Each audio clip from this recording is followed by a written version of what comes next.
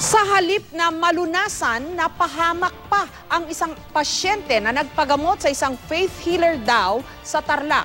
Nagkalapnos-lapnos ang balat ng biktima nang buhusan di mano siya ng mainit na tubig habang isinasagawa ang isang ritual. May exclusive report si Rafi Tima. Lapnos sa dibdib, braso at binti ang inabot ng 25 taong gulang na babaeng ito matapos magpagamot sa isang nagpakilalang faith healer sa Paniki, Tarlac. Tumanggi magpakita ng mukha sa aming kamera ang kapatid ng biktima dahil maimpluwensya umano ang faith healer na kinilalang si Rolly de Guzman Cuenco. Kwento niya, may depresyon daw ang kanyang kapatid at kagagaling lang daw noon sa isang nervous breakdown. Isang kaanak nilang nagpatawag kay Cuenco para sana tulungan ang pasyente. Ayon daw kay Cuenco, nasasapian daw ito ng masamang espiritu. Isang ritual daw ang isinagawa para sa pasyente, pero ang hindi raw nila inakala. Yung ginawa po niyang pagbuhos ng mainit na tubig, bahagi lang daw po ng proseso. Kita ko po na lapnos-lapnos na po yung balat niya dito. Hindi ka nagtanong dito sa faith healer kung ano nangyari?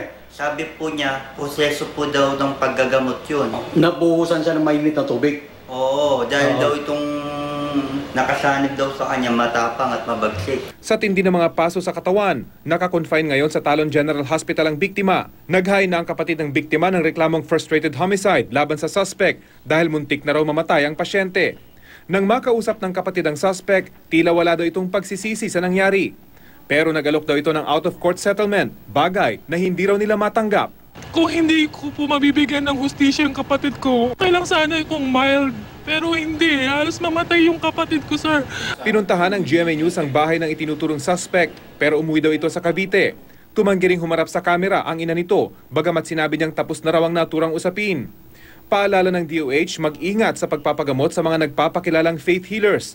Dahil sa kawalan nila ng medical training sa halip na gumaling, mas malaki ang posibilidad na lumala pa ang sakit ng biktima. Rafi Tima, GMA News.